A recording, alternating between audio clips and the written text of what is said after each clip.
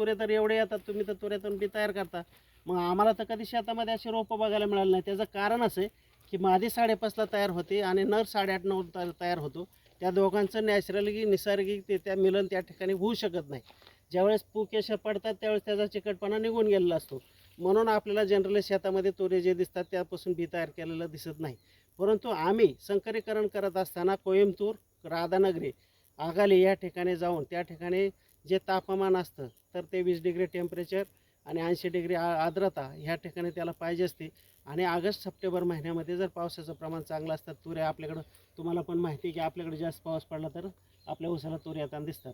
तर आपल्याकडे दरवर्षी येत नाही म्हणून आम्ही कोइंबतूर या ठिकाणी जाऊन 15 दिवस आम्ही काय करतो की सकाळी पहाटे जाऊन आपल्याला जे डिझायर आहे म्हणजे एखादी व्हरायटी आहे त्याच्यामध्ये तुमचं उत्पादन मग भरपूर देणारी व्हरायटी, परंतु त्याच्यामध्ये साखरेचं प्रमाण कमी आहे. मग आम्ही साखरेचं प्रमाण जास्त असणारा वाण हा नर वाण म्हणून निवडतो आणि ज्याचं उत्पादन जास्त आहे हा मादी वाण म्हणून निवडतो. एक उदाहरणासाठी सांगतो, असे अनेक कॅरेक्टर घेऊन आम्ही त्या ठिकाणी व्हरायटी काढत असतो.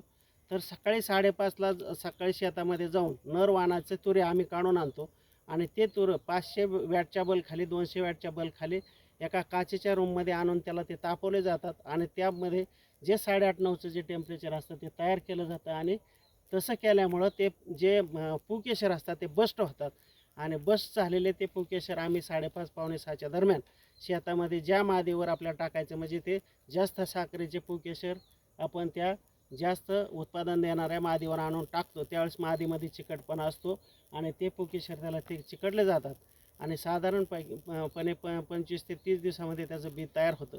आणि नंतर ते बी चांगलं वाळल्यानंतर आपण ते बी काढतो. एक जिऱ्यासारखं आपण जर बघितलं तर ऊसामध्ये जिऱ्यासारखं बी असतं आणि त्या बियापासून समजा एक संकर केला तर आपल्याला एका संकरापासून 1000 रोपं मिळाली तर ती एक रोप म्हणजे भविष्यातली एक जात असा त्याचा उद्देश असतो.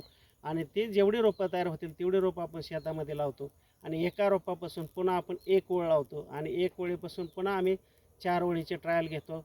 आपल्या विद्यापीठ पातळीवर घेतो, राज्य पातळीवर घेतो, देश पातळीवर घेतो. जवळजवळ संकर केल्यापासून ते व्हरायटी निर्माण होईपर्यंत आपल्याला 10 ते 12 वर्षाचा कालावधी त्या ठिकाणी लागतो.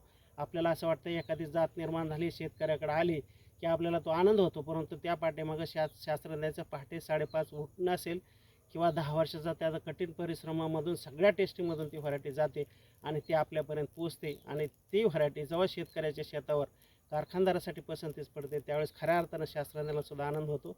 आपण या ठिकाणी जो हा प्रश्न विचारला त्याबद्दल आपला धन्यवाद. थांबतो. जय हिंद, जय महाराष्ट्र. थँक्यू.